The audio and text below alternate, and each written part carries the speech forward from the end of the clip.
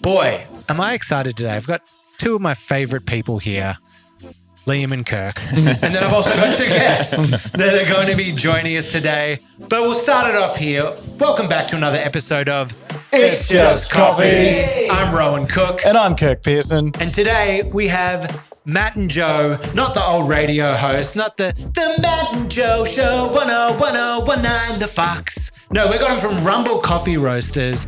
These are two of my favorite people going around.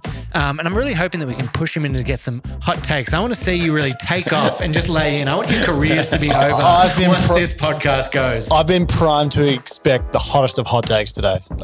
That's what Sonam and Rowan have been setting me up for. So, expectations are high. I've met the listeners now. We'll see what we can do. Now, how are you guys feeling? I know you're coming in, sitting behind a podcast table. Have you ever done a podcast before? I've never done a podcast before. I've done a couple, but not quite with this production values. Yeah, okay. Yes, He's done a couple there. Yeah. And what's your general feeling? How are you feeling today? Nervous as hell. Nervous as hell. All right. I'm glad that you're here. Yeah, right. Yeah, because I understand. If I was sitting across from Kirk, I wouldn't be too happy either. So I'm glad I'm here too. I even agree with that, whatever. There's nothing that you could say about me that I haven't said to myself 7 inches from a mirror. Pretty much, I was having a bath last night and I was thinking to myself, do I grab the toaster? Sorry, this is getting a bit dark, right? No, just because you wanted to make some toast in the bath is a great thing. Just a little snack. Vegemite toast in a bath? Yeah. Never heard no one. The bath. Wait, just diving in. The bath is always such an interesting one. I feel like it's dividing. How do we all feel about baths here? Pro bath. Pro bath. Pro bath. I don't currently have I didn't a bath, say pro so- bat. I said pro bath. Okay. You don't have I don't have a bath. But what do you feel about it, taking one? I'm okay with the bath. I kind of want a sauna at the moment. That's my thing sauna's that I good. want. Yeah. Is that like a health thing or like? Yeah. Yeah, like You're a like, sauna guy? My osteo told me I needed one. Yeah. What's the go with saunas? What's the benefit I of actually sauna? don't know. She was like, you should get a sauna. So Because I see a lot of people doing the sauna these days. Joe the Rogan. plunge is going on. The cold plunge and then the sauna, or vice versa. Diving back and forth between that. Anyone here a plunger? Are you a cold plunge guy? No, Okay. no cold plunging. No cold plunge. You guys could have one here, though. You've got the room. You could set it up. Yeah, we could set up out a the cold back. plunge. Should that be the new podcast? Pre-podcast. The hot take in the cold plunge. Perhaps. Liam, are you a plunge or? Yeah, Liam nods yes. You plunge? You plunge? Okay. How often? He said once or twice a month. Okay, so Wow. he's not a plunger. Okay. Well, let's. He's a Well, do you want to? I think this is going to be a really great episode. I just wanted to jump onto the bath thing. Love the idea of a bath. Get in. 5 minutes in, I'm like, I filled this tub with so much water, I'm bored. Oh man, I don't actually have a bath, but I would love a bath. In my next house, I think one of the prerequisites will be have a bath. Yeah. So I'm all for it. Yeah. Anyway, let's. I think this is going to get out of hand very quickly, so we'll quickly do the coffee news. Yeah, we'll do the coffee news, but I'll just start off by saying I know we said these guys are from Rumble Coffee Roasters, but they're one of the best roasters in Melbourne. They're also doing it very ethically. They report all of their coffees, fully traceable.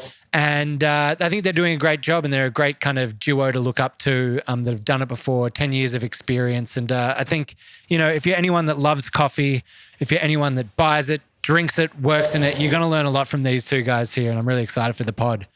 Yeah, I'm totally excited. So I'll quickly get through this coffee news. We only got one piece, but then we'll get right into it. Liam?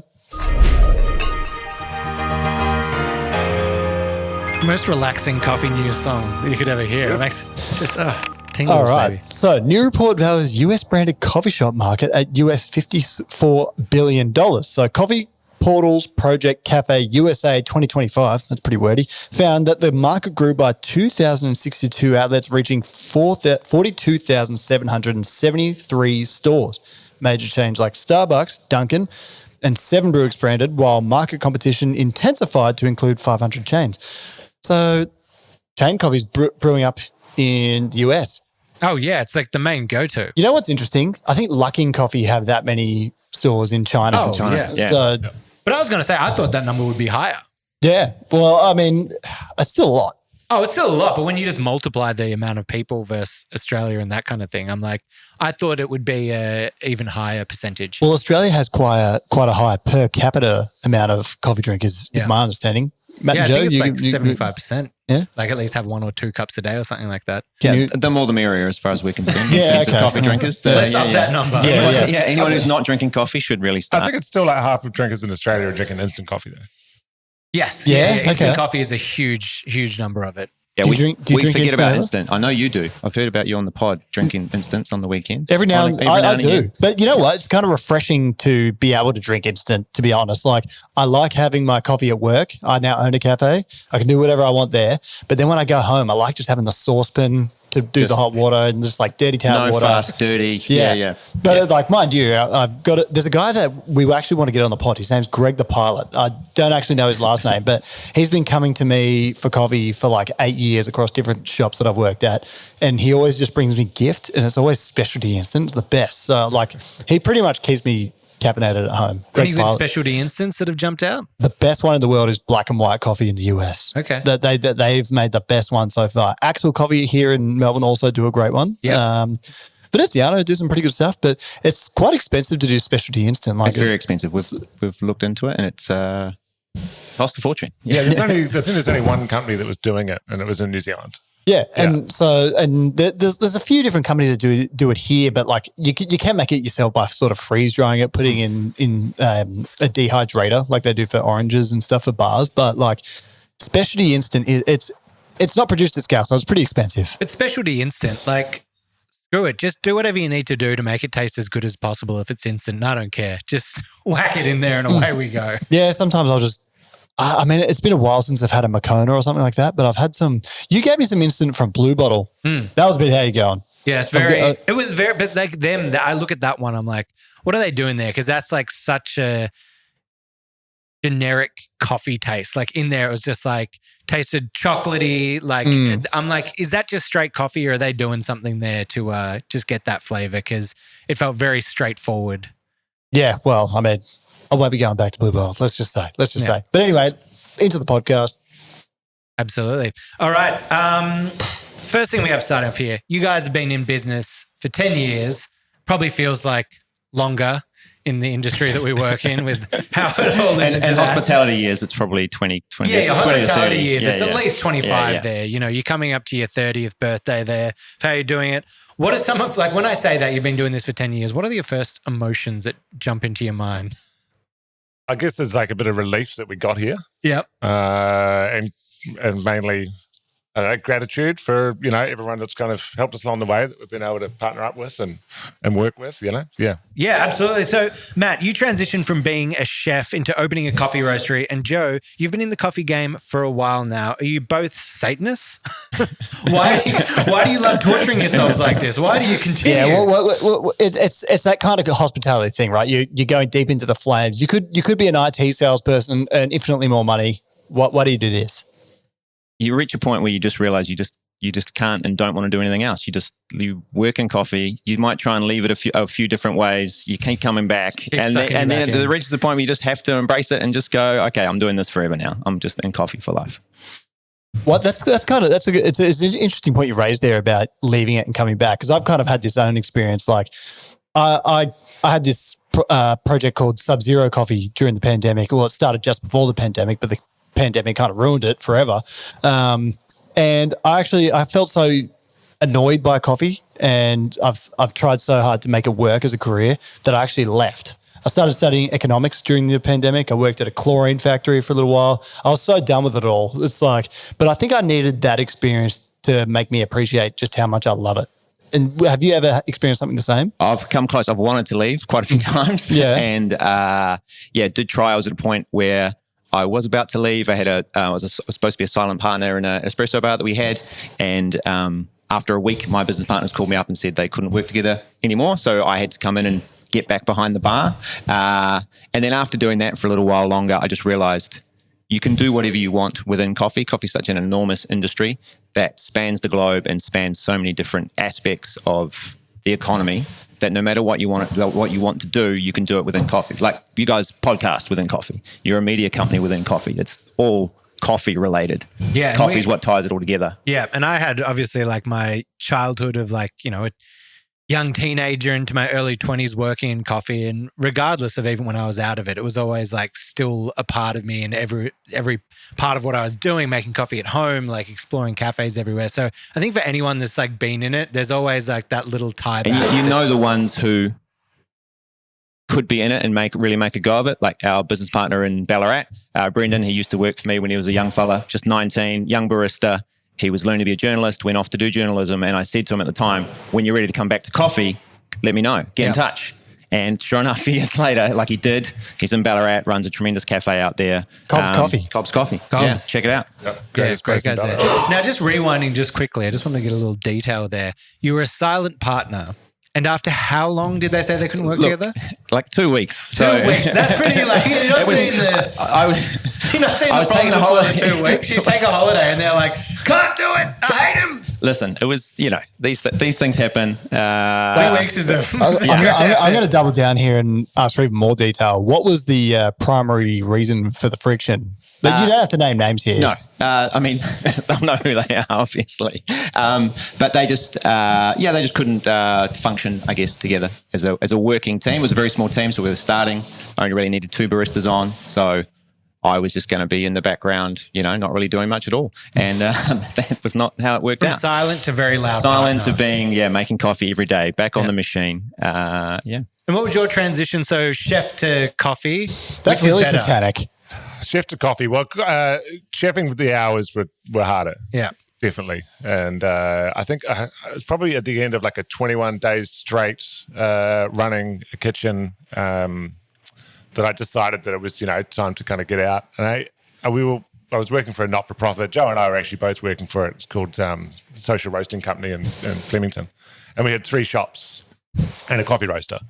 And so I kind of ended up managing all these sites and actually kind of really enjoyed that part because it wasn't at the kitchen anymore. And then we had the roaster, and then the guy who was roasting the coffee left, and I just kind of jumped on and then got trained up by someone. And I was like, this is great. You know? At the time I was still managing 3 sites and doing the coffee roasting as well, and then finally managed to get out of all the management side and just focused on the coffee, which was great. So life balance coming in there. Because you're an avid surfer as well, right? I try to surf, yeah. Yeah, love hanging 10, love catching a tube. Some other terrible terminology that I can throw in there to show that I've never surfed in my life. On the hospitality chef, coffee roaster thing, do you feel like nothing's really hardcore enough for you to be able to do? Like I couldn't sit in an office. Like it would drive me insane. I was really happy when the beer came out, and then I could relive all the PTSD of being in the kitchen because that was really hard to watch for me. And it I've heard a lot of people say that they cannot watch it. Anxiety. I haven't even watched it because who needs that? The quick cuts between each person and each section and each thing going on. Like the one where do they have a docket machine that doesn't work, and then they realize they've got to like 50 orders come through in 0.1 of a handwrite second. dockets again. Handwriting more. That happens to me once a week. Even still. Yeah, like even with this brilliant Bluetooth technology, it still just shits itself once a week, and it's tough. But yeah. All right. So jumping back into roasting, running the place, do you feel like along the journey for the people that are listening that might want to jump into this, what is the biggest mistakes, or what are the mistakes that you've made along the way that you're like, going around again, you'd be like, watch out for this? Well, you'd always say that you want to start with more money because everything takes so much time and money to do anything. But our biggest thing we would change is we'd open up a retail store right from the start because we didn't do that. We wanted to be a wholesale coffee roastery, and I don't know if you guys know this, but wholesale is very competitive in the coffee space. Oh, we're going to touch on that. Don't worry. Yeah. So we've managed to do it, but we kind of, just before the pandemic, we were getting ready to open up a retail store, and then we've done more since. And now we realize that selling your coffee directly to the consumer is the best way to get ahead and do it, and also just get some feedback from the punters. Selling coffee to people who are drinking it and loving it is just great. They email you or call you. It's just the best. Yeah, you've built a great community down there with like everyone that comes in. Like everyone's very vocal and chatty with you and sharing their experience. Yeah, we've got people who come in right to the roastery. We've been selling coffee from the roastery from the start, but for a long time it was just a shelf with some, bags of coffee, brown bags. Yeah, the homemade retail shelf was, looking back on it now, it wasn't great. It served its purpose for sure. Was there ever any moments where you've done something where you thought, geez, this could sink us? Like outside of COVID, like I imagine there was probably a few moments there where you're like, oh, what do we do now? But like, is there anything you've done, like you spent too much money on one thing, you invested in something that didn't quite work? Every time you buy a new coffee roaster, you're like, it's a lot of money. And you're just like, is this, do we need this and can we pay for it? I think that's, one of the things about the roastery, which is kind of different to cafes. It's like you kind of start off, you spend all this money and then, any money that comes in, you just have to keep buying more stuff. It's like if you go to a cafe, there's very little that you have to kind of upgrade, over time. But with the roastery, it's just every single dollar that we've made has just gone back into it. And there's always something else you need to buy to like get the quality up or roast more coffee. And buying green coffee. I mean, you commit to buying like tons of coffee at a time sometimes. And that's like, when you look at the numbers, that can freak the hell out of you if you think about it. Just don't think about it. It's best. Yeah, and even with the scaling, you're like, oh, guess what? We've raised our coffee orders to this amount. We're making so much coffee. We barely even have like people to be able to bag it now. Yeah. Oh, we have to buy a $100,000 bagging machine or whatever it is, There's always something added on. If you were to be kind to yourselves, what do you think are some of the things that you've done best along the way? I think we've always been quite good at roasting coffee, and we've worked at getting better at roasting coffee all the time. When we started, the coffee game was very hard to learn how to roast. There was no books. Like, we're not like that old, but there were no books. There was no very little information on the internet. Like, it was pretty much a dark art. And if you talk to old roasters, looking back, you realized it was so mysterious because they didn't really know what they were doing because they weren't measuring anything. They didn't have the software that we have now. They would have like one temperature probe and a timer, and that was kind of it. Well, this is something I was going to ask you later, but we brought it up now, so let's go there. How was it working around things and what was the kind of the introduction of like Cropster and was it Artisan? Was that the? Yeah, Artisan was the first one. So that was, when we first started roasting, it was like you just write everything down in a book. And I don't think anyone really knew what their data meant. You just fill it all out and never do anything with it. Yeah. So, you would look at things just like the final temperature and the final time and you'd kind of copy that. And I remember someone saying one of the first things they said was like, the perfect time to drop the coffee is 20 seconds before second crack. And I was like, how do you even know when 20 seconds before second crack is if you've never been to second crack? Well, can you explain first and second crack to those listening? So it's just like an audible sound that the coffee makes as it expands. So first crack is moisture release generally. So it's just the coffee kind of gets to a certain temperature, then you have this build up of steam, and then it just kind of boils and cracks the bean open a little. And then second crack is more CO2. So it's you've kind of, most of the moisture is now gone. Now you've got this build up of gas. Dealing with some serious dark roasted second crack. And there's also the never gotten to third crack, which that's when your coffee roast is on fire. Yeah, okay. Yeah. Third crack at it. And that's a good name for a extra dark roast, the third crack. Yeah. I'm pretty sure it exists. I'm pretty sure someone's done it. Yeah. So the introduction of this data somewhere along the way. So before it was like this time, feel, smell, scent, all that sort of stuff, visuals. What's like the introduction of data like for you at that point? So there was a few people talking about like jogging out the numbers onto a graph and actually like trying to get like a hand-drawn, curve. But then, I found out about Artisan. I think it came out in like 2010 and it was like an open source program. So you had to go on and like download this thing and try and figure out how to use it. And it was, it spent a lot of hours on that. But then finally you could actually see a curve and start to see how things go. And then, so that was a lot of fun. Rowan, and you and I could probably elaborate on as well, like the introduction of weighing your portafilter when you came to work, the time, now yield as well. You're measuring so much in coffee. Yeah, that's the biggest change, and the best change in coffee has been the weighing and measuring on both sides. But like making coffee, like when I learned how to make coffee as a barista, no one weighed anything. You timed stuff, but that was it. And no one knew what they were doing. So when there was a problem, you didn't have a common language to talk with the roaster about. Three clicks on the rover. Yeah. Three clicks, click, scrape. On all the things, like I always said this, and some of my advice to like the younger baristas out there is like, try to find the best place with the smartest people that you look up to in doing it. Because it's like the first place I worked at for 3 years, when I went to a new cafe, I learnt more about coffee in the first week of being there than my 3 years. Then I went to an even better cafe and I learnt more in the first week of being there than my 2 years at that other place. Because like at the start, the stuff that you would just get told by some random, at my time, older person who's 24 on a machine, they'd be like, oh, see that you want to get that dark brown creak through the middle because that's like caramelized sugars or like blah, blah. Like they just make up stuff that was kind of passed on like urban myths from cafe to cafe. The drip, you want like 3 drips at the start and that's like how you know you've got a perfect extraction. Or there were all these weird rules. And you were just talking before with the grinders, we didn't have like either the weighing grinders or the timed grinders. You'd have this big like paddle. Yeah. You go click, click, click, and it'd be like 3 on the side. We used to do one where we had a knife and you'd like flatten it off on the top and then you'd like tamp it down. So it was like there must have been like such bad consistency in cafes at that time. Like, we used to worry a lot about how hard people were tamping all the time because we were worried, so-and-so is really strong or big or whatever. But what it actually was is we were putting different amounts of coffee in the portafilter all the time, and that was where it was. Like it's not how hard they tamp, more or less. It's if you're putting 18 grams or 20 grams, that's a huge difference, you know? Quick off-the-cuff question for you. This is kind of like extra hot take round 1. Ooh. But what do you reckon the biggest gimmick in coffee is? I just thought of this question now. What do you reckon the biggest gimmick in coffee is? Probably mango lustre coffee. Oh, yeah. Probably putting things in the portafilter, you know. Rowan loves a good cinnamon or orange rind in the portafilter. Orange rind? No. I did some spices once mixed in with the coffee. It was great. I've never tried that. Yeah, it was fun. It was good. I could say infused coffee, but you know that might just wind you up a little bit. No, go there. Let's go. Do you think it is the current biggest gimmick? Probably. Yeah. Yeah. Okay. Yeah. I quite like some infused coffee, so you know.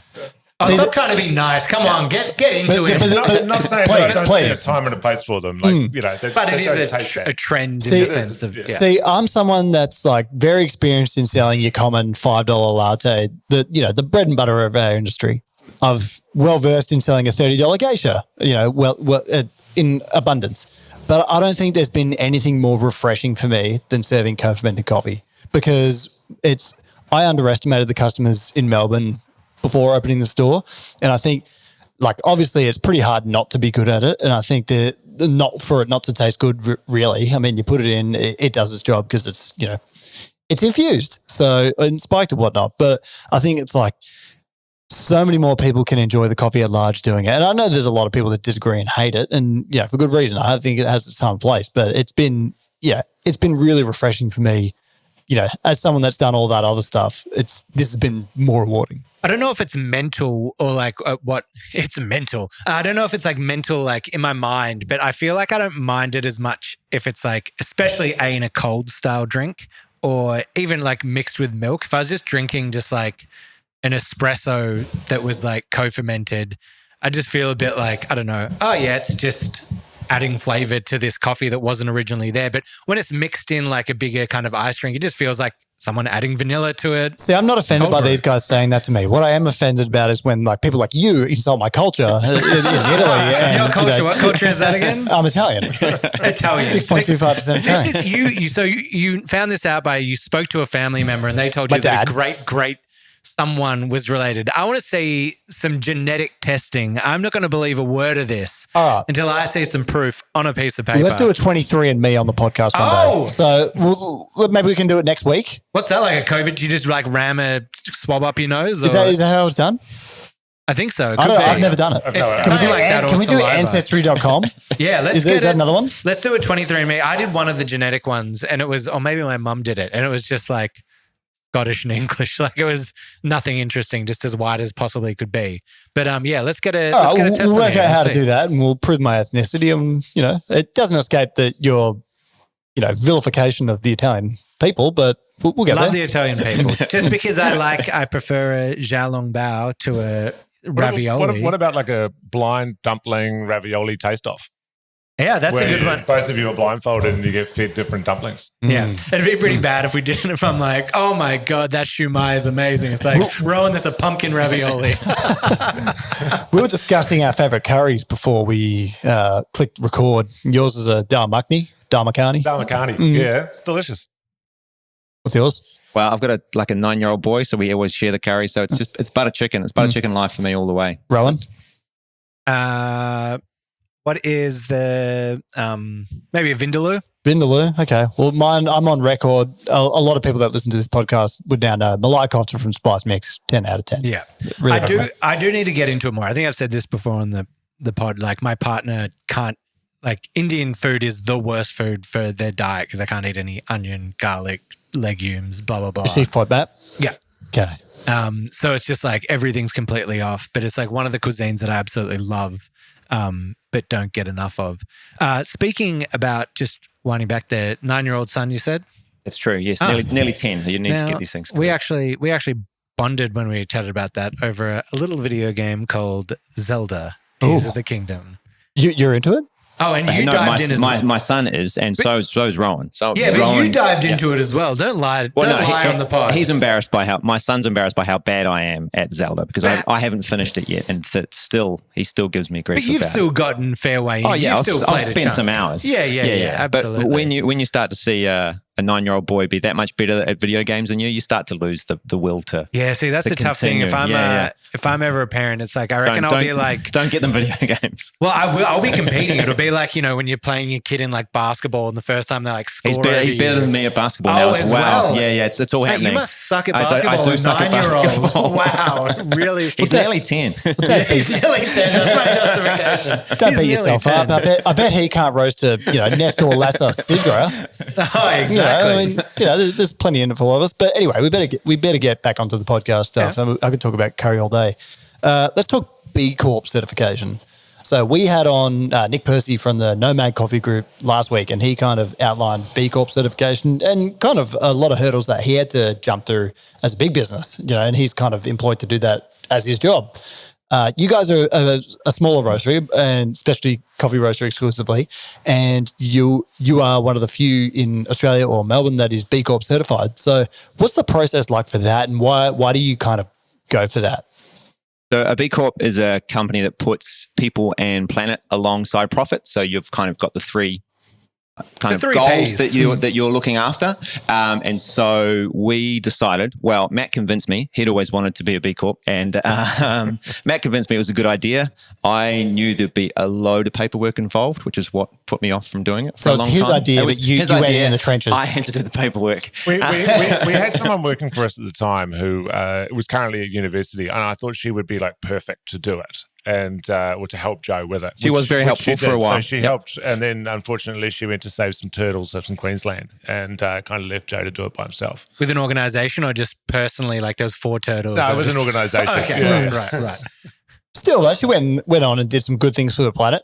Yeah, absolutely. Save the turtles. No matter where she is, she's making an impact. I like that. She was the one who actually introduced having to use paper straws. Well, yeah, there's sugarcane straws as well. But anyway, what's the process like getting accredited? So, I mean, you don't get into small business like we do because you love doing paperwork. So that's what kind of held me back. But once you do start with B Corp, they're very good at helping you through the process. They outline everything and you just need to document and showcase everything that you do in your business. We were very lucky in that we didn't have to change what we did. So we were already doing things the right way to get enough points to certify as a B Corp business. But when we go to recertify in a year and a half, we want to improve your score. So you're always trying to, which we try and do anyway, is try and improve your business. But just things like the way you recycle your products, how you look after your staff, all of these sorts of things, how you buy your coffee, all of that. So we'd been doing this transparency project where we disclosed what we paid for our coffee each year. We've been doing that since 2019. So as a B Corp, you do an impact report. So we transition that into an impact report, which covers everything that we do for the year in terms of like we installed solar panels last year and how you recycle your bags or any of that sort of information. Do you think retail customers look at that and make a conscious decision to buy from you because of that? Yes, I think it's more they, especially with B Corp, they have an idea of what it is, and if they see that there, they know that there's a lot of work involved. So that's kind of enough to go, oh yeah, these guys are doing the right thing, which is why we did it. I just like it as those stamps of those things, especially now. I feel like it's hard to know what you can trust and what's there, and it's hard to listen to like what people do. Also, it's hard to do research on every single thing that you purchase in the world and be like, yep, I can guarantee that that's good. So sometimes just for the ease of it, when you're like, I know B Corp's good, there's that stamp. I know they have to follow a certain amount of guidelines. Good by me. Let's get on with it. I think you're like with Specialy Coffee, it's like we've always been pretty hard on fair trade and other certifications. And I think B Corp kind of gets past that because it's kind of a different certification that you can have, and still do the coffee and buy the coffee that you want to buy. Yeah, and it goes into also the treatment of like people in the workplace and like that kind of stuff as well. So it's a full culture thing beyond just doing the right thing as well. Absolutely. The huge part of it is all of your policies around your staff and how you treat them and all of that sort of thing. So it's a really great certification to have. I'm just not looking forward to doing it again. That's all. Good luck to you, Yeah, and thanks. maybe you come in with the assist a bit more. I don't know. It was your idea. Maybe I will next time. Yeah. One other question I wanted to ask you is, and I think this is going to be this is one we'll probably spend a bit of time on. What do you think is wrong with the wholesale coffee market in Australia? Because to set the tone here, I feel like in Melbourne, in Australia, we've kind of been victims of our own success. The coffee's been so good; it's a big part of our culture, and a lot of people have succeeded in coming up in the years. I think the market's kind of turned now, where it's almost like this toxic, undercutting each other, kind of doing the wrong things. So many people in the industry and doing different things, and different. So much I can't even talk about, but we'll get into it now. What do you think is wrong with the wholesale coffee market? I mean, extra hot takes round two. There's a lot of like little things, right? I mean, I was thinking about, talking to someone the other day about, money in cafes. And there was one little thing that I don't think gets talked about, which is, the cash that has kind of come out of cafes. You guys are probably the same. Like when we started in hospitality, there was a lot of cash, a lot of people getting paid in cash. And it was, under the table work. But the thing was that there was a lot of cash going through cafes, and the owners would quite often not take a wage, and they would take cash out of the business. And now, there's very little cash that comes through. I mean, I think we're probably looking at like 5% in one of our cafes, of the amount of cash that we get through. And the coffee price per cup has gone up a little bit, but I think if you actually factored in the amount of cash and the amount of money that's gone away from owners through that cash, the price probably should have gone up a lot more, and that's probably what kept the price lower for such a long time. Yeah, I guess that's an interesting point, because like compliance in paying wages and declaring your income and kind of that kind of thing, it's only really become mainstream for the hospitality industry in the last 5 years. Yeah, it was a completely illegitimate industry for a very long time, and which no one knew about.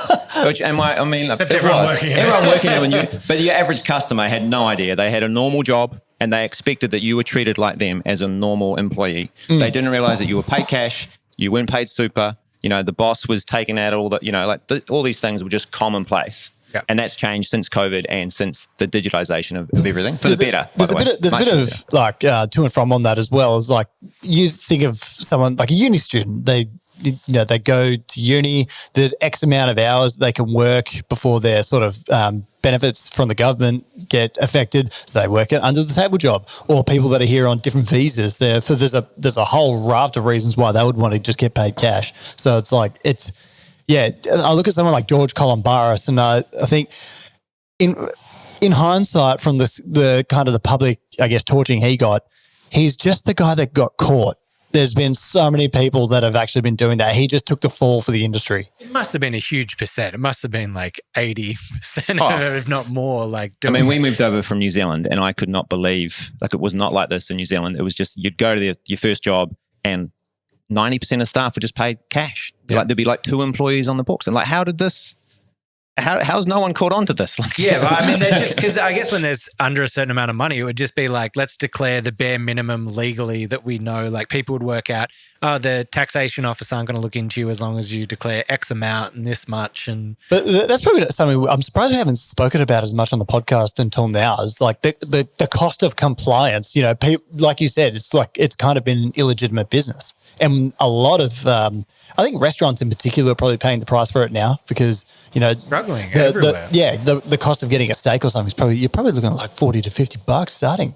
Yeah, we've had to catch up. Prices have had to kind of catch up quite quickly, which has left lots of the consumers with a bit of whiplash of like, well, a steak used to be $20. Now it's $50. I can't go out for a steak, I think that's probably the biggest, like one of the biggest changes that we haven't talked about, because it's, if you talk about the prices that things have actually gone up, prices have probably actually gone up by that much. Yeah. Like coffee prices have gone up a bit, but not heaps. Milk prices have gone up a bit, but it's wages and the compliance to pay those wages are the things that have really gone up and jumped exponentially. And, we haven't had time or people haven't enough time to pay that money. And it feels like the customer maybe haven't connect those dots, because on one side they want to yell and be like, pay them, treat them fairly. And then they're on the other side going, why is my steak $50? I always find it funny. It's like if you do like a weekend surcharge or a public holiday surcharge, the people who complain about that have probably never earned penalty wages in their lives. Yeah. And don't actually understand how it works.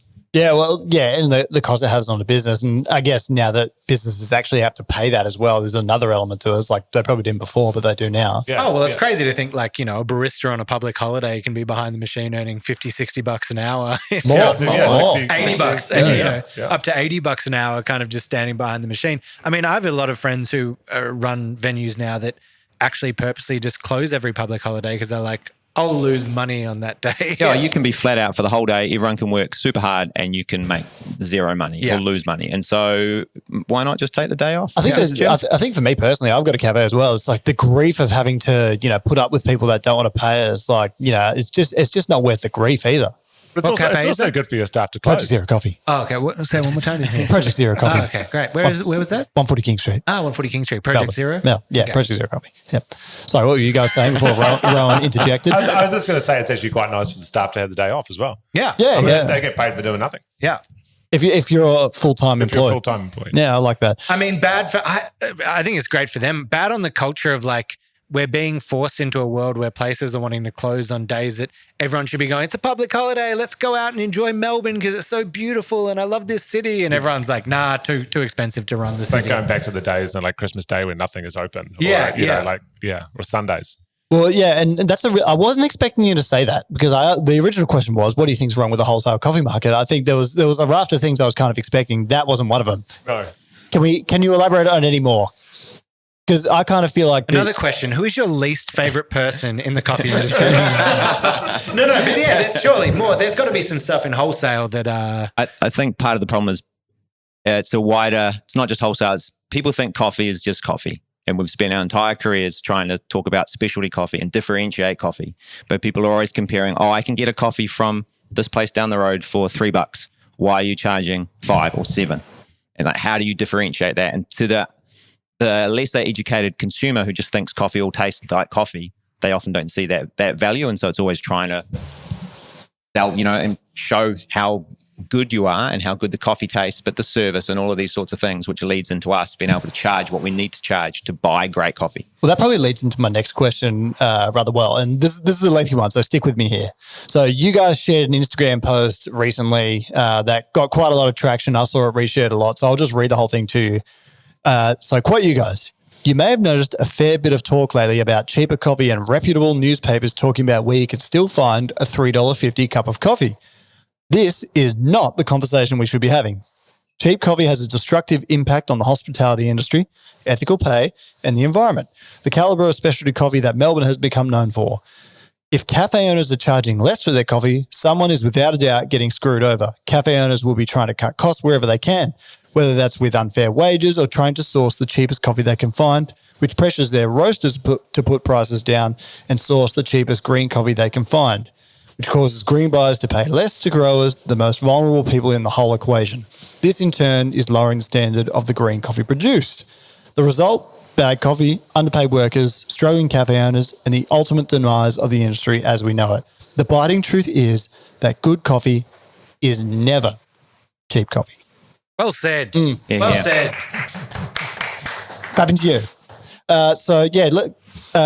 Can we elaborate on that, please? So, I mean, I've been in specialty coffee now for 20-something years, and it's been this huge explosion of specialty coffee. There's fancy coffee machines, there's beautiful fit outs, all of this sort of things happened. But so much of that value hasn't gone back to the grower. And so great coffee growers now are struggling to find the next generation to take over their farms because there's just no money in it for them. So whenever we're talking about paying less for coffee, we are talking about paying less to those people who we need to grow great coffee, which we can enjoy. And then climate change affects coffee, especially the coffee we buy, high-grade specialty coffee, it affects that the most. So they need the resources to be able to invest in their farms to grow different varietals or to learn different practices to improve their crop and be able to adapt to the changes. So whenever someone says coffee is too expensive, I just get so irate about it because they're just undervaluing the work of so many people. When you go to Origin, you see people pick coffee and you know how many human beings are involved in getting those beans, those cherries off the tree, processing them, shipping them over here, being roasted by hand in a lot of cases, being made by hand. I mean, you've got this long chain of people, so many human beings who've been involved. And if you're saying, oh, I don't want to pay more than $5 for that, like you're just... I think and then the barista making it. Yeah, exactly. I guess one thing to understand about this is like we see so many news articles and things about it right now, and people get so anxious about this subject. But I actually think that is because they love coffee so much. Oh, absolutely. And they've had too much coffee.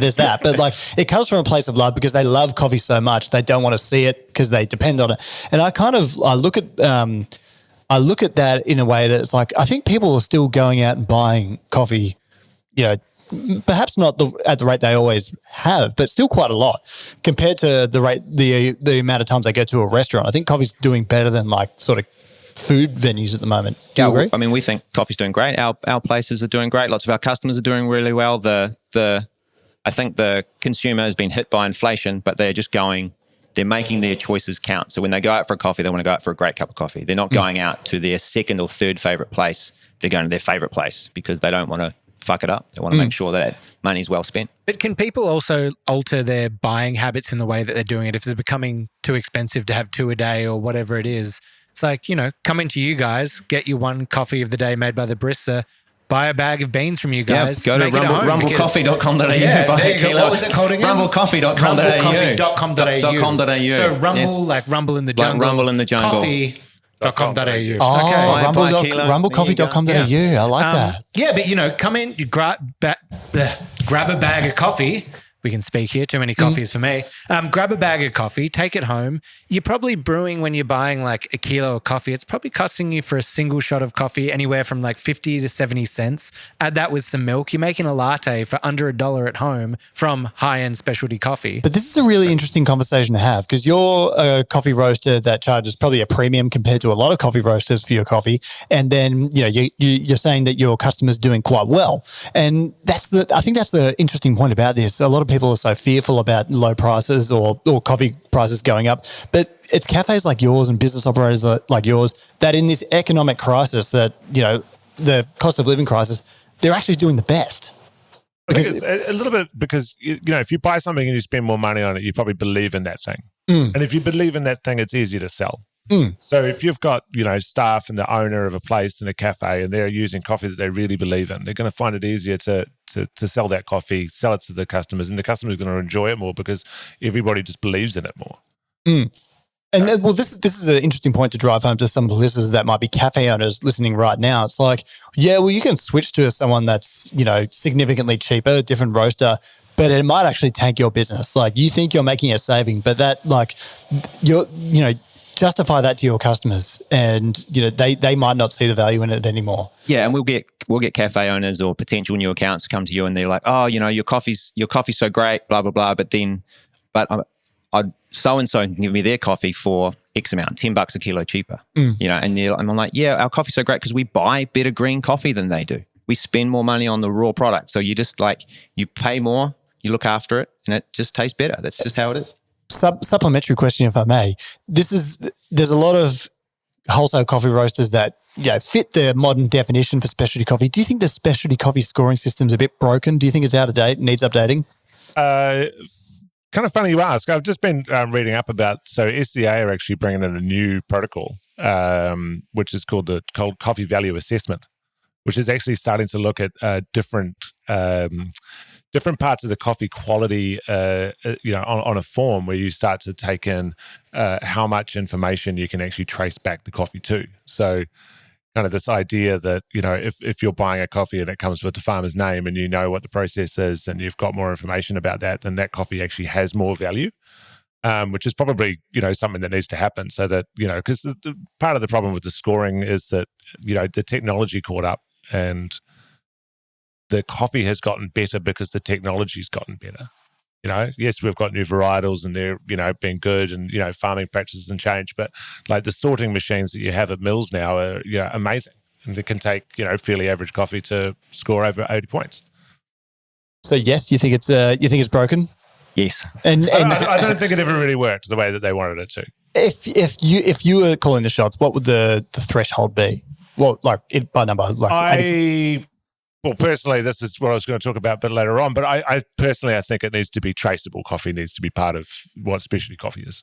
If you don't know where it comes from, it's not specialty coffee. If you have a bag of just, generic South American blend, I don't care if it's 81 points, we don't think that's specialty coffee. If it's just from a entire continent, it's just not good enough.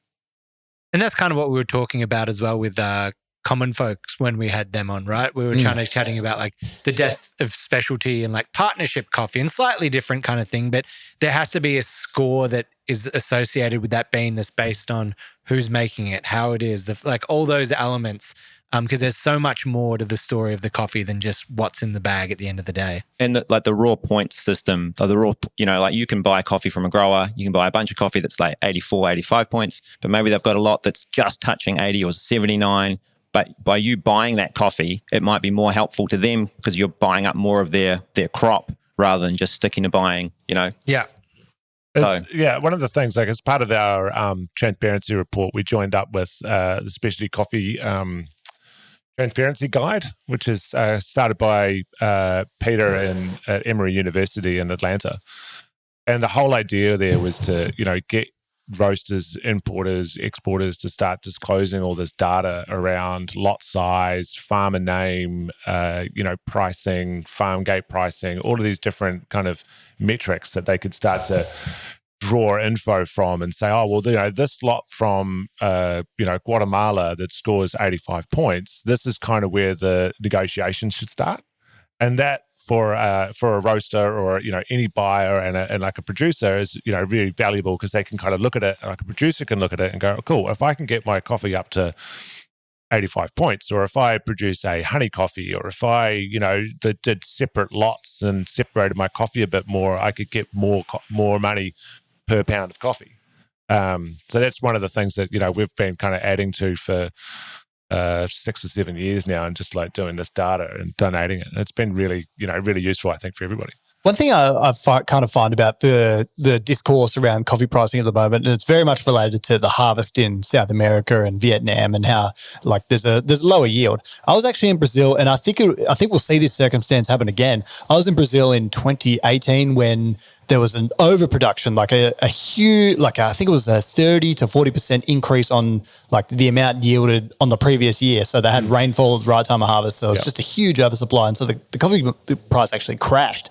And I think we'll see that again in, probably not too distant future. This is normally the way the cycle goes. It's like you have these rises because of weather events, and then the price goes up, and then you get a bunch of reinvestment into farming. It's kind of showing what could happen if the price stayed high for forever, is that you'd get more investment on farms, and there'd be more. I mean, ultimately, we need the farmers to be getting enough money to make the whole thing sustainable. Because that's kind of, we talk about sustainability, but really it's like got to start with their sustainability. Because they're the ones that are going to look after the land and keep growing this coffee and kind of, keeping the whole thing equitable for everybody. And then, down the line, we can all just hopefully live in their wealth, really. Yeah, right. One other anecdote I'll give is that when I was in Brazil, there was coffee producers will actually line up in Santos, like the port city, and they'll watch the C price, and they'll go and actually make a transaction when it's at a time that's favorable to them. So like one day you'll see the line full because the C price is high, and then the next day it's quite empty because there's like, I'm not selling my coffee today. Yeah, I mean the price is really high at the moment, and everyone's just not buying coffee. They're just waiting for the price to go down, and then all the buyers and all the traders and stuff will just jump in as soon as the price goes down a little bit. They're all trying to buy the dip. Yeah, right.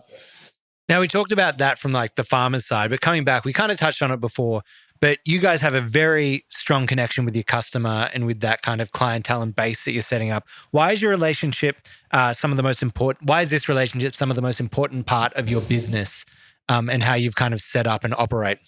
We've always tried to listen to our customers. So at the start, when we were very much focused on wholesale, and we knew we needed to get cafes on board with us. So one of our very first customers who are still with us, Market Espresso at the Queen Vic Markets, tremendous little joint up there. They wanted to use our coffee. They wanted to improve the coffee they were offering. But the blend we had, Haymaker, which we still have, was not the right sort of coffee for them. They wanted a more classic Italian old school espresso style coffee. So we worked together with them to develop a blend which we call Shadow Boxer, which is a big, bold, chocolatey coffee. And we've been selling it ever since. It's our biggest selling coffee. It still uses two great coffees that we roast really well. So it's not like a super roasty. No, I've had it before. It's like got that deep, rich, lots of body, lots of that, but then there's still that nice sweetness underneath that gives you that, I'm drinking specialty coffee. This is, the idea, we've always just tried to help cafe owners to sell more coffee, and instead of us saying, hey, here's this coffee, you should sell this. It's like, what do you and your customers want, and how can we help make that better and sell more coffee for everybody? Yeah, which not many people do. It's very much the other way of just like, you take what we give you and shut up. Why did you call the business Rumble Coffee? We wanted to create knockout coffee. Okay. We maybe knock out the competition depending on our mood on the day. Okay, right. Which competition are we talking about here? Let's get into specifics. Yeah. I think we've spoken, one of you is actively involved in jiu-jitsu. Are either of you boxing fans?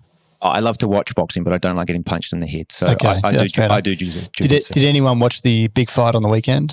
No, I've watched the highlights, but I haven't watched the full. I was disgusted. If anyone follows me on Instagram, I was filthy with the result of Arthur Beterbiev versus Dmitry Bivol. I saw you post something, but I just pressed the little tap right button to skip past. Well, I mean, an unsophisticated man like you would do such a thing. Oh, yeah. If someone's seeing UFC fighting and wants to skip it, it's unsophisticated. Boxing. We're talking about boxing. Oh, okay. Didn't you post something about UFC as well? Was that different? Well, UFC, the organization, is better than boxing as a sport because, there's less corruption. But I was filthy. Unhappy with the scoring. It was the... Well, I don't know how boxing works now because, Dmitry Bivol actually landed more punches. Arthur Beterbiev threw more and Arthur Beterbiev won. So, I mean, what wins? Activity or landing punches? I don't know. This is a coffee podcast, believe it or not, but, Yeah, sorry, I just fell asleep there for a second. Now, guys, I mean, we've gone through a lot here. Is there anything else that kind of jumps to mind that you want to speak of, that you want to kind of finish off here? Any great points? Anyone you want to throw under the bus? You got any, constructive criticism of Kirk? I can take that as well. Which coffee company would you like to knock out the CEO of? But it's best not to get into any legal stoushes here on... Yeah, okay. Well, fair enough. Well, so you don't have any concluding remarks? 10 years in the business. No, I do have. I think the best move is to always buy better coffee. If you're a coffee roaster, if you're a consumer, just learn more about the coffee you're buying. Pay for good coffee. It's be happy to. Be proud of it. Yours? I agree. I'm pretty much the same thing. Yeah, I got nothing. I agree with that. Buy our coffee. Because we're leading into the final two segments of the podcast. I think we head into rapid fire questions now. So we're going to do rapid fire questions. I don't know if you've listened to rapid fire questions before, but we might go one for one. So I'm going to ask you 20 questions in a minute. So we'll start with you. So you can answer the first one. And you're the second one. Sorry, I'm getting you mixed up. Which one? You're Joe, Matt. Right. Almost forgot there. The first time we met since today, by the way. Yes. So Liam? Liam doesn't know either. Liam's like, which one's which? All right, so... No, I want an answer. For all questions. We still only get 1 minute though. I mean, that feels like the pressure. All right, well, you just have to say it at the same time. Okay. No, that's good. Is that going to be horrible? Yelling the same answer at the same time? All right, well, both of you just shout it out when you're ready. So Liam, hit the introduction. It's just questions. Go. And your time starts now. Coffee order. Long black. Washed or natural? Washed. Natural. Co-fermented, yes or no? No. Geisha or Katura? Geisha. Colombia Geisha. or Panama? Colombia. Filter or espresso? Filter. Espresso. 7-Eleven or Coles coffee? 7-Eleven. 7-Eleven. Instant or McDonald's?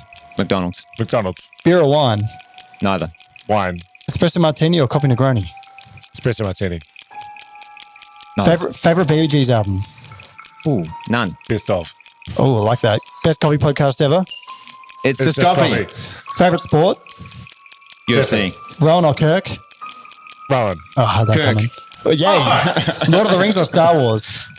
Lord of the Rings. Best coffee city outside of Australia? Wellington. Wellington, yeah. Xiaolongbao or ravioli? Xiaolongbao. Ravioli. Last day on earth, what coffee are you having? Nestle Lasso. Nestle Lasso. Our Sweet Science Filter Blend. Time's up. Be Sweet quiet. Science Filter Blend. Interesting. Now, if you're an avid Zelda fan, you would have noticed then that the sound effect did. at the There was- end yeah, is yeah, the very opening nice, the chest very sound nice. effect that's tied into that one. Are you allowed to use that? That's fine. Yeah, it's all fine. I spoke You to cleared Mr. it. You Nintendo. cleared it. Yeah. I spoke to Bowser, and they were like, "Yeah, it's great, use it." I would love to hear from the listeners whether that was just gibberish being yelled into a microphone. But I think you could. I think you distinguish the different answers that were coming out there. That was good. That was some of the quickest answers I think we've seen. That was. I think Jade Jennings still holds the record. I could have given her 50 questions. she She was sharp. You guys know Jade? I listened to the podcast, yes. Yeah, she was seriously sharp. Oh, you listen to the podcast? What's your favorite app? Oh, I haven't listened to all of them, but I generally like the ones that are focused a little bit on the business, less coffee nerdery, I guess, and more business focused stuff. Yeah. So the Artisti Boys the other week, that was really good. Yep. How about you? Have you listening or you don't? Oh, no, I've listened to a few of them. I'm kind of the same. Like there was a couple on the coffee competition stuff, which I've never really gotten involved in. So, yeah, the other ones have been good. The Quail one has been the one where a lot of people have probably come and said to me, Ross Quail. Oh, yeah, yeah. That was a very good episode. He's always got some wise things to say. Yeah, He's got it's like he's rehearsed in front of the mirror for an hour every morning. He just comes in and was just like, there was only one time where he just went, "Well, Rowan, dump me on that one." Next question. People have walked up to me in the cafe and said, "Oh, I really love the podcast. I love getting quailed. How good's getting quailed?" Because we call it quailing. Wow. So when he gives you a deep deep talking to, it's called a quailing. But when I was Does he know your name yet? yes, he does. He does. I think. Unfortunate. Last night I was playing Zelda actually and finished the Fire Temple. Oh. So we got the Fire Temple. Makes things it's quite hot in there. You have to have special It gets armor. really hot in there. You have to wear special armor. And if you don't have that, guess what? You start getting real hot. Your heart start dropping off. And then you just all of a sudden yell, "It's time for an extra hot take with 2 sugars." Hot take. We still...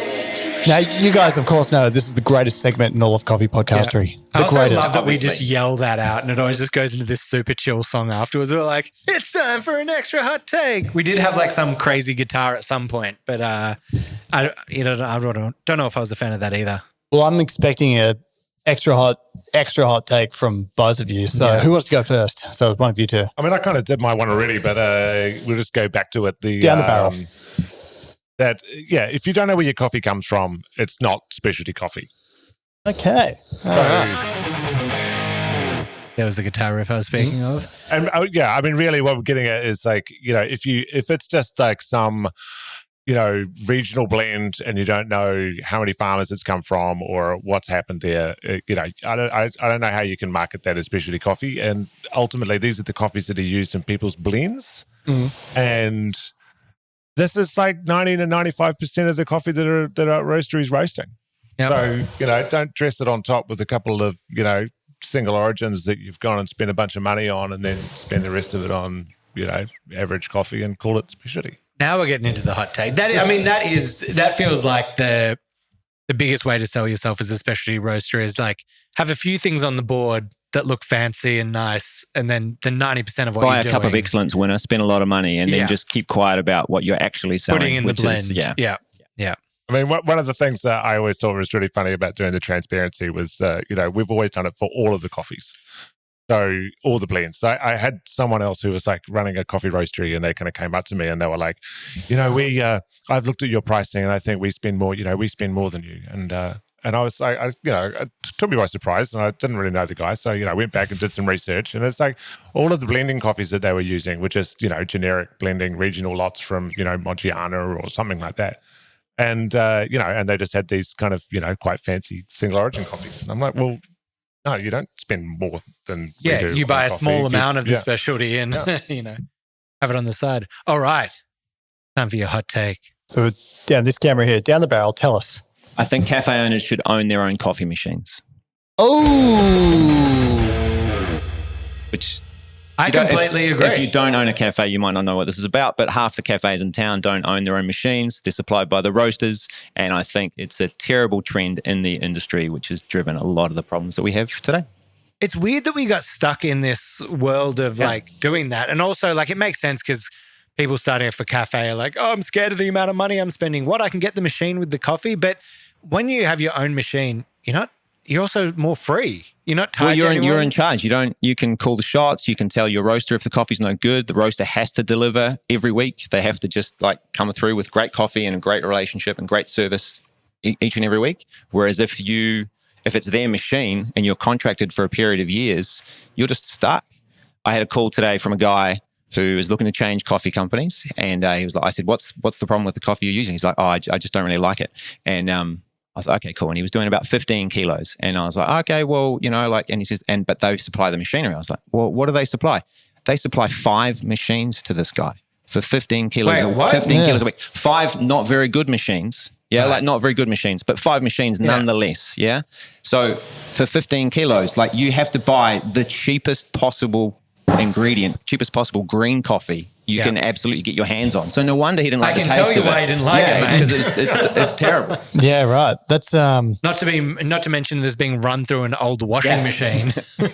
that is an interesting take. And what other benefits are there for if you're a business owner of owning your own coffee machine? Because it can be like it's a big investment for a coffee roaster to supply that kind of thing. Why is it a bigger benefit? What else are the benefits to a cafe? Well, if you're a cafe owner and you own your gear, then you can negotiate the price with the roaster. You can say, hey, here we are doing 20, 30, 40 kilos.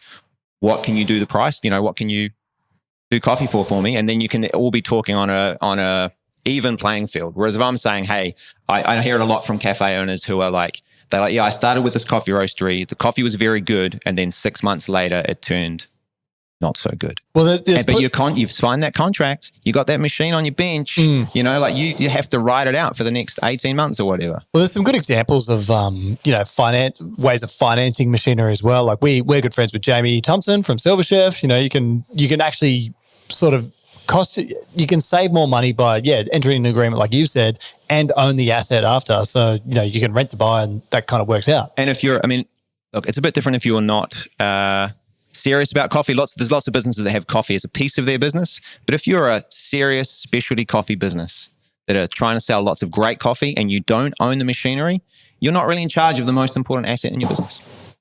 Yeah. Good coffee machines hold value for a while as well. So it's not like you're totally out of pocket. Well, the secondhand market's gone a bit bonanzas in coffee machines at the moment, hasn't it? It has at the moment, yeah. Well, how is Starbucks getting away with this? Have you seen the Ghost Frappuccino they've launched? No. The Ghost Frappuccino. Basically a glass of milk. It's milk ice blended with a squirt of white mocha syrup and hazelnut. So it just looks like a cup of milk. Just a cup of milk with a couple flavors in it. Is there any coffee in this at all? Or? No, it's a white cup, and then you can get some cream on top. The Ghost Frappuccino. How are they getting away with that one? That is marketing at its best. Are they just crushing no-dos in there? Just crushing no-dos in there. Have you seen the advertisements for the Grimace shake? Oh, yeah, absolutely. Yeah, there's like a purple milkshake from McDonald's for Grimace. I don't know why, but your hot take was that your hot take? Yeah, that was my okay, because that just reminded me of the Grimace shake. But did you see the Grimace shake is how the internet can take a hold of something and just take it to a whole new level. So the whole premise behind it, and it's launched here now. It was launched in the States first. It's already been done, but they launched it because they were like, Gen Z have never heard of Grimace. They don't know what Ronald McDonald and Birdie and Hamburglar and all that are. So they wanted to celebrate Grimace's birthday, and they brought back McDonald's parties. They took all these old photos styled with Grimace, and they also launched this milkshake that was like a purple milkshake. But then the internet took over it, and maybe we can, if there's a reel here, we can pull up some of those, or just look up Grimace Shake TikTok. And everyone turned it into this like Halloween thing where it was everyone doing their classic TikTok, like, hey guys, I'm going to try the new Grimace shake. And they take a sip. And then it would just cut to like a back alley with them like dead on the ground with purple liquid all around them, like convulsing. People did videos of them getting dragged with like purple liquid left behind. And it basically turned into this whole like murder thing. And thousands, like Courtney Cox did one, like celebrities were doing it, like jumping on. It was crazy. So if you want a good time, go watch the best Grimace Shake TikToks. Very enjoyable. Might have a peek. My extra hot take with Two Sugars this week is more of a question, and we kind of touched on it during the podcast. Would you prefer to pay a 10% surcharge on a Sunday, or the prices just be higher every day?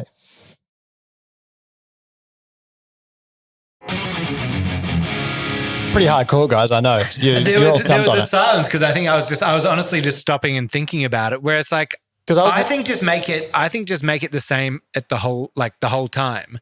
I also have like, there's a point where you work in hospitality. It's like the world's changed. Everyone looks at the world as like 9 to 5 on Monday to Friday. Hospitality is a different industry with just like a different base of how everything goes. I think just make it the same higher price all around. I like the surcharge. I think it's a chance to educate the consumer, the customer, that it's more expensive to do business on these days. Generally, customers don't, and nor should they. They shouldn't know all the ins and outs of your business, but it's a chance to go, hey, this is a Saturday or a Sunday or a public holiday. It costs more to do everything today. You need to pay a little bit more. I think because I mean, during the week, if you've got like a good cafe business and you're running like Monday to Friday, that's the money that's keeping the business going. And if you try and raise the prices during the week, you're probably going to push some customers away, maybe. And I think it's like the surcharge on the weekends. I just think as like surge pricing for hospitality. It's like this is when it's most expensive, so this is when you're going to pay more. Rowan, your take? Yeah, I said my take. I think it should just be the whole time around. I always feel like surcharge is this weird hidden add-on kind of thing. And there's also some cafes that take the absolute mickey out of it and just have like, it'll be like, oh, it's a Tuesday 2 a.m. surcharge, a 2 p.m. surcharge. We forgot to tell you about that one. Like there's some places where if you look down, there's a surcharge on every day of the week and you're like, well, so you just none of the prices on the menu are a real price. Like this is just absurdity. Whereas I feel like for me, just having the prices as like what they need to be and what they should be to support it. But I agree that there's probably difference, right? There's probably more community-based ones where you're like, your 9 to 5 is coming, you're like, I want you to have a slightly better price than the people that are whipping out just on the weekend. Well, I was having this discussion with a mutual friend of ours, already mentioned, Jamie Thompson, where he was just saying, well, I mean, just smooth it. Like, then no one can complain. You still the business changes so much. I mean, you know what it's like in the city, that it's no longer what it was. You can't rely on that Monday to Friday. So you've got these Mondays and Fridays, which are much less than they used to be. So, like, we've seen how people move around the world has changed a lot over the last few years. And like, if you can't guess. Because if you want to stabilize the price, you're guessing over the next 12 months. Yeah, you are. And that's hard. Because one thing we do at our cafe is we charge the same for. Sorry, but with that, would you then offer? So you're saying the surcharge fixes that?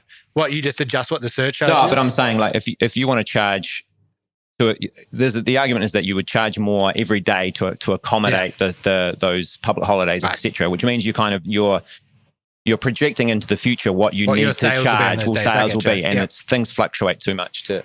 Yeah, well, I was just saying one thing that we do is we don't charge extra for alternative milks because we upcharge for regular milk. So we charge a little bit more for regular milk, and this is kind of this thing because I spent some time as a vegan a few years ago, and I was like, the most frustrating thing for me was like trying to find something to eat, and it was always more expensive. So we upcharge milk, and so.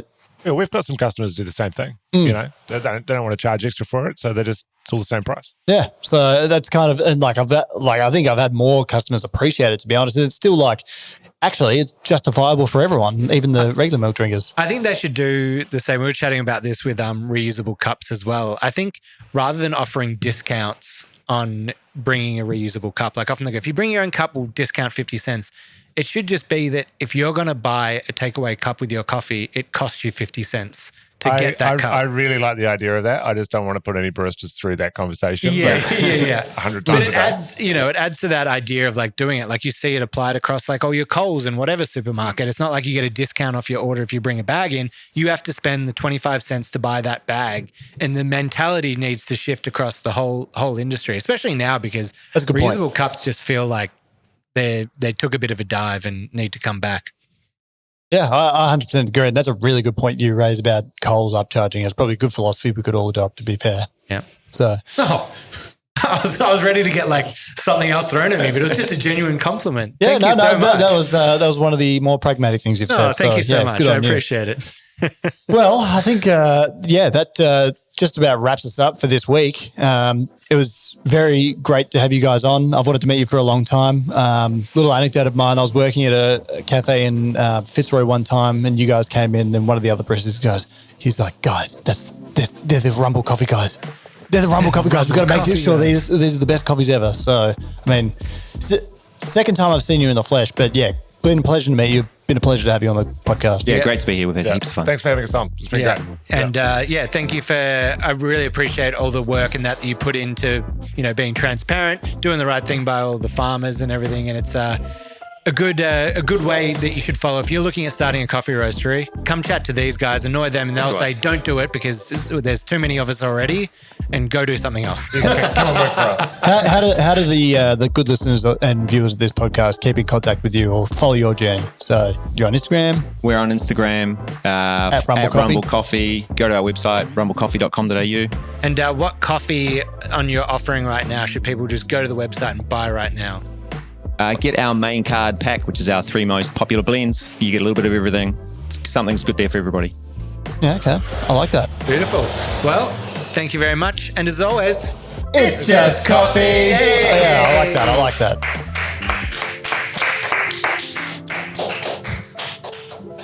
beautiful. Looks like Liam's got a grimace shake here, actually. Yeah, the grimace shake. And what flavor is it? What's purple?